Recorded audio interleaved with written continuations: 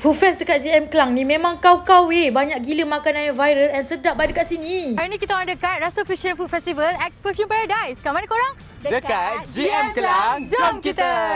Hai babes, hari ni jom kita orang nak buat enjoy dekat Rasa Fusion Food Fest ni. Perfume Paradise ada buat promo best weh. And makanan pula dari yang panas-panas macam kuih tiaw goreng berapi ni sampai cheesy macam hotdog viral ni pun ada korang. Kat KM pun ada kat Food Fest ni weh. Kena try nasi lemak mantan je. Serius padu. Dessert cute macam paket kartun ni pun ada. Budak-budak mesti suka. And cream kat sini macam-macam flavour ada. Memang rambang mata and semua gebu weh. Laksa by mangkuk pipi pun ada kat sini. Kuah dia pekat likat and rasa dia memang ngam makan pada panas. And korang tengoklah long fries yang viral ni pun ada. Sos dia melimpah weh. Yang teringin nak makan cempedak goreng tu boleh dapatkan kat sini. Panas-panas and rasa dia manis. Dah banyak makan kita nak minum pula. Ni ada teh ais pukau. Memang manis pekat dia kau-kau weh. Banyak gila pilihan air balang kat sini. Tinggal pilih je ikut dekat korang. Rambang mata weh kita orang tengok makanan kat sini. Rasa macam nak beli and try semua lah. Serius tak menang tangan weh nak beli semua kat sini. Ada jajan, loceng, bonci yang viral tu pun ada. Craving time cookies, makanan Arab macam Damascus, bakso beranak yang besar-besar ni pun ada korang. Memang syurga makanan weh datang dekat Rasa Fusion Food Festival ni.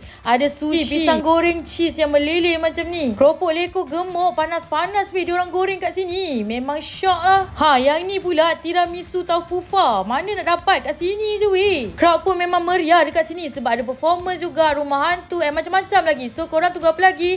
Jom kita.